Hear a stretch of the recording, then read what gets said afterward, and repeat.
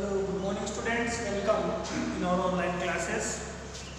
Students, today we are going to take our chapter 12 of English, class 6, that is Around the World in 80 Days, which is an extract of a novel, part of a novel which is written by Jules Verne. And now in this video, students, we are going to read each and every word with the explanation. So in your course book, page number 92, I read.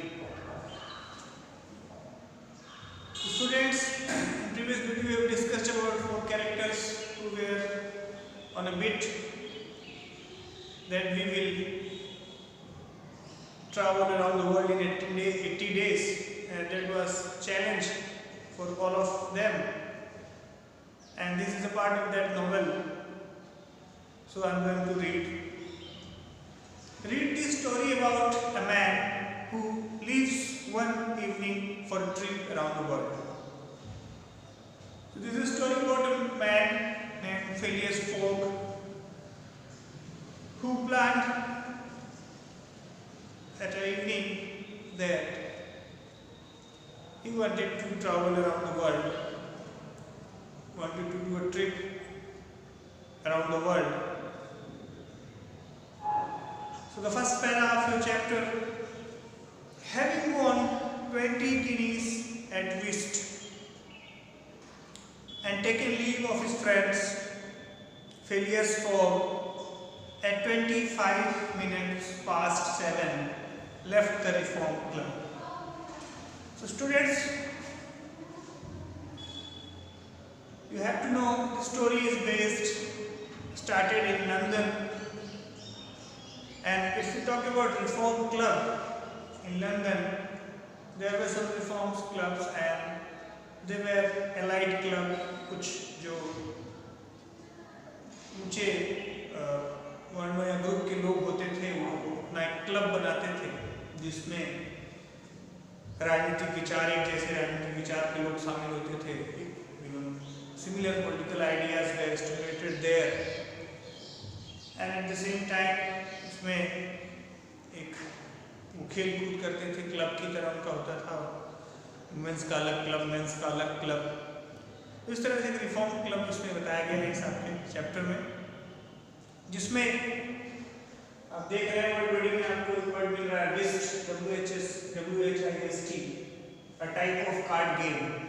एक तरह का जैसे ताश के पत्ते खेले जाते हैं उस तरह का गेम होता है, और उसमें पैसे से भी खेलते हैं कुछ लोग. तो उसमें हैविंग वॉन 20 guineas एट विस्ट, तो उस तरह के गेम में जो है a type of card game में 20 guineas आप समझ लीजिए आना, 20 आना या 20 आज के समय में आप रुपये समझ लीजिए, उस समय आप आना या गिनीस कहते थे.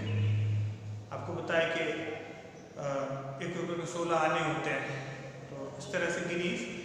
तो having won 20 guineas at whist and taken leave of his friends, 20 रुपये जीतकर एक गेम में अपने दोस्तों से विदा लेते हुए जो है फिलियस फोग, इस जो कहानी का जो मेन किरदार है, निकलता है एट 25 minutes past 7, तो 7:25 जब हो चुका होता है, तो उस रिफॉर्म क्लब से लेफ्ट द रिफॉर्म क्लब से फिलियस फोग अपने घर के लिए निकलता है लंदन के रिफॉर्म क्लब से.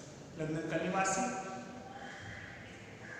Passepartout, who had consciously studied the program of his duties, was more than surprised to see his master guilty of the inexactness of appearing at this accustomed hour, for according to rule, he was not due in Savile Row until precisely midnight.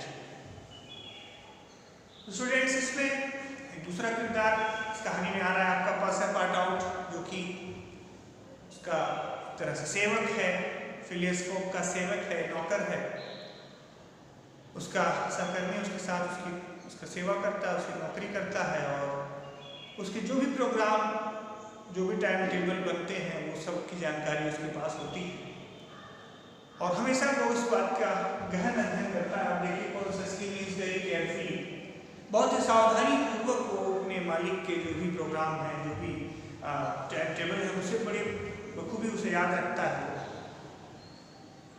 लेकिन वो भी बहुत उस दिन अचंभित हुआ, surprised हुआ to see his master guilty of inexactness to appearing at this accustomed hour, क्योंकि अक्सर उसके मालिक रोज रात को और शाम को जब लेट आते थे, उस दिन वो जल्दी आ गए।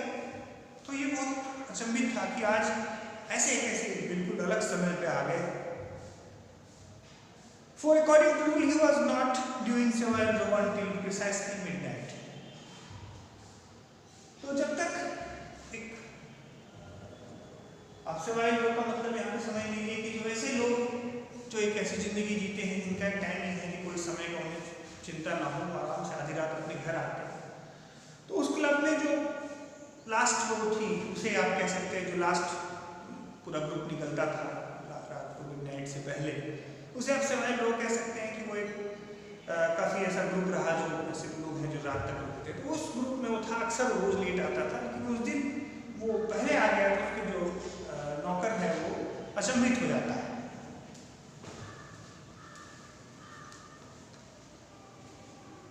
तो he was surprised to see his master guilty which was in exactness, मतलब बिल्कुल वो पहली बार ऐसा था कि वो उसमें से पहले आ गया था, वो उसे अजीब लग रहा था। He was surprised. Mr. Fogg retired to his bedroom and called out person. तो जैसे ही आए मिस्टर फॉग अपने बेडरूम में गए और उन्होंने अपने नौकर को बुलाया, पासेपाटाउट को बुलाया। Passepartout did not reply. It could not he who was called. It was not the right hour. तो जब पहली बार बुलाया मालिक ने, मिस्टर फॉग ने, फिलियस फॉग ने, तो पासेपाटाउट ने पहली बार रिप्लाई नहीं दिया, उत्तर नहीं दिया। क्यों? क्योंकि वो करेक्ट आवर में नहीं उसका मालिक पूछ रहा है उसे रोज लेट बुलाता था, आज उसे वो पहले आके बुला रहे, उसने पहली बार में जवाब नहीं दिया। He didn't reply. It could not be he was called. बस उसने सोचा हो सकता मुझे नहीं बुलाया गया क्योंकि ये तो वो उचित समय है नहीं, it was not the right hour, ये तो सही समय है नहीं मालिक के आने का। तो उसने पहली बार में कोई जवाब नहीं दिया। Passepartout repeated Mr. Fogg without raising his voice, बिना आवाज उठाए। मालिक ने अपनी आवाज को बढ़ाया, मिस्टर फॉग ने उसी टोन में, उसी आवाज में अपने पासेपाटाउट नौकर को फिर से बुलाया, अपनी आवाज को बिना बढ़ाए, without raising his voice. Passepartout made his appearance, तो तुरंत जो है पासेपाटाउट जिसका नौकर होता है वो हाजिर हो गया, तुरंत आ जाता है। I have called you twice, observed his master, मतलब मैंने तुम्हें 2 बार बुलाया। पासेपाटाउट ने अपने मालिक को देखा, बड़े ध्यान से देखा, ऑब्जर्व किया। But it is not mid time, मालिक ये तो अभी रात नहीं हुई, आप तो पहले आ गए। रिस्पॉन्डेड द अदर, उसने मालिक को रिस्पॉन्ड किया कि आप तो आज जल्दी आ गए, शोइंग हिज वॉच, तो अपनी घड़ी दिखा के बोला आपको आज अभी तो मिडनाइट हुआ नहीं, अभी तो आधी रात हुई नहीं। I know it, I don't blame you, we start for Dover and Calais in 10 minutes. बोले मैं जानता हूँ और मैं तुम्हें आरोप नहीं करता कि तुमने गलत उत्तर दिया या तुमने रिप्लाई गलत दिया, मैं जल्दी आया हूँ क्योंकि हमें कहीं निकलना है। We start for Dover and Calais in 10 minutes, Calais in 10 minutes, इस जगह का नाम है डोवर, तो यहाँ के लिए इन्हें 10 मिनट में निकलना है, ये कहता है अपने नौकर से। A puzzled grin overspread Passepartout's round face, clearly he had not comprehended the question.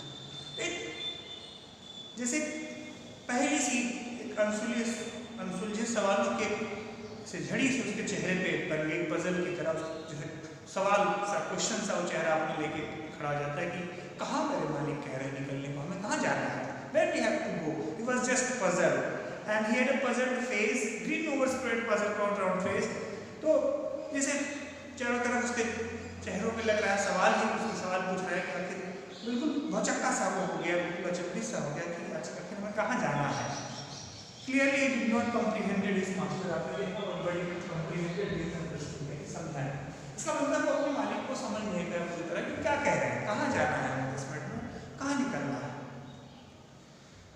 Monsieur is going to leave home, आप एक वर्ड देख रहे हैं यहाँ पे, Monsieur मतलब होता है महाशय।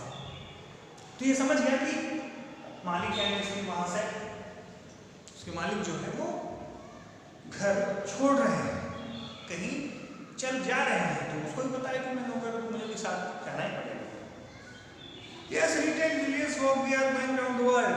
फिर फिलियस फोग ने कहा हाँ, हम पूरे विश्व का भ्रमण करने जा रहे हैं, हम पूरे संसार में घूमने जा रहे हैं। पासेपार्ट ओपन वाइड हिज आइज, तो उसके नौकर बहुत ज्यादा जो है एक तरह से सवाल उसके मन में गूंजने लगे, अब क्या पूरी दुनिया का हम अब तक तो कोई 2 जगह की बात कर रहे थे, हम पूरी दुनिया में चक्कर लगाना है। उसकी आंख और चौड़ी हो गई, eyes became more wided and raised his eyebrows, so उसने अपने eyebrows को भावों को थोड़ा सा और उठाया, held up his hands and seemed about to cross, और ऐसे उसने अपने हाथ को पकड़ा जैसे गिरने वाला। सुनकर ये बात कि 80 मतलब पूरे वर्ल्ड का, पूरे संसार का हम लोग तो चक्कर लगाने जा रहे हैं, we are going around the world, this is something unique for him, उसके लिए बिल्कुल ही नई बात थी, and he was just surprised and puzzled, he was going to collapse by listening these all things in a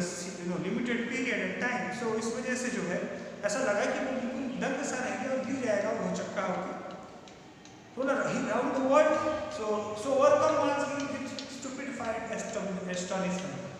किसी तरह उसने बहुत अचंभित हो गया, बहुत दंग सा रह गया, बहुत चेहरा में उसके चमक से आगे बिल्कुल आश्चर्यप्रद हो गया, लेकिन फिर भी किसी तरह उसने अपने को संभाला और कहता है कि राउंड द वर्ल्ड ही पूरी दुनिया घूमेंगे। उसने अपने हल्का सा ऐसे बोला, उसने गुस्सा के बोला कि पूरी दुनिया हम घूमेंगे, कैसे, ऐसा कैसे सकता है। इन 80 days रिस्पॉन्डेड मिस्टर फोग, और मिस्टर फोग ने कहा कि हाँ 80 दिनों में हम पूरी दुनिया घूमेंगे। So we haven't a moment to lose, इसलिए हमें एक क्षण भी अपना गंवाना नहीं चाहिए। So we do not have to lose our any moment from this time. So students, today I started this chapter and covered one page of this chapter, which is started from a reform club. There, a main character of this story, Phileas Fogg, leaves the reform club after gaining 20 guineas with a whist, or by whist, which was a kind of game, a play card game. And he departed to his home in early time, and to see him, his servant surprised, because he was in accustomed time, he was not in regular time. And at that time, master or owner said to his servant that we have to leave for a place.